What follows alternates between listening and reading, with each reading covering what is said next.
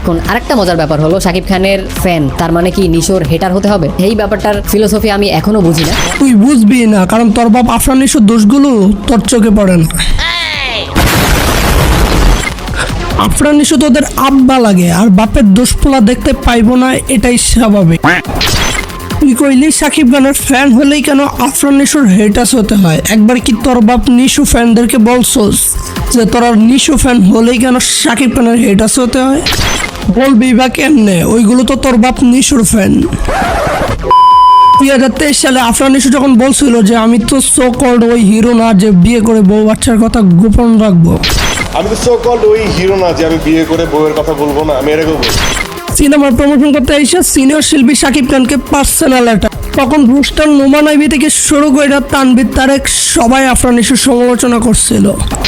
এবং আফরান নিশো আপনার অভিনয় এত ভালো, এটা খুব দুর্ভাগ্যজনক, কারণ আপনার অভিনয় আপনি মুখ থেকে অফিয়ারে যা যা কথা বলেন সেটা মানুষের পর্যায়ে করেন। সেই সময় একদম চুপ ছিল সিনেবেজের এই দুই আফরান নিশোর অবৈধ সন্তান। আর চুপ থাকবেই না কেন? বাপের সিনিয়রদের সাথে বেয়াদবি করলো, ওরা তো ভদ্র ছেলে, ওরা কি আর বাপের সাথে বেয়াদবি করবে? আমি কি ঠিক বলছি নাকি আমি ঠিকই বলছি? এদের মধ্যে আরেক আফরান নিশোর সন্তান আছে BMR, Bangla movie review Facebook পেজের অ্যাডমিন। এই হওয়ার বুধ বলতেছে সাকিব খান নাকি আফরান নিশোকে প্রতিপক্ষ মনে করে।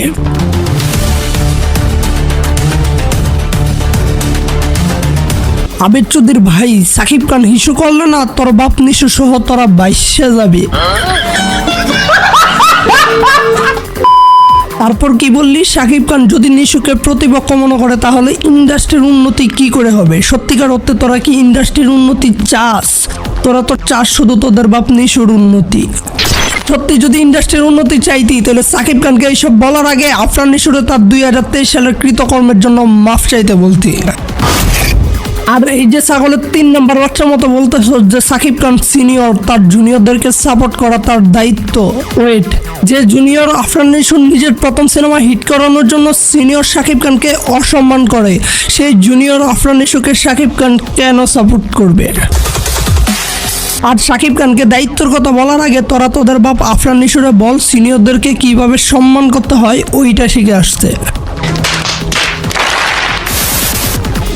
সিনে ব্রোজ আর তোদের মতো চুদান্য মুভি রিভিউয়ারদের মুখে যখন শুনি সিনেমা ইন্ডাস্ট্রির উন্নয়নের কথা, তখন জাস্ট শেখ হাসিনার কথা মনে পড়ে।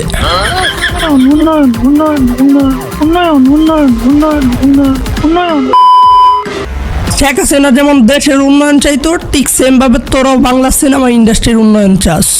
Sad but true. আর তোরা যারা ইন্ডিয়ার পোশালি অ্যান্ড আমেরিকার ফারজানা চুতমারানিদের কথায় তাণ্ডব বয়কট চোদাইছিলি, তোদেরও ব্যান্ড বাজাবো। Just wait. হোয়াটসঅ্যাপ বাজান, দিস ইজ মাসকান।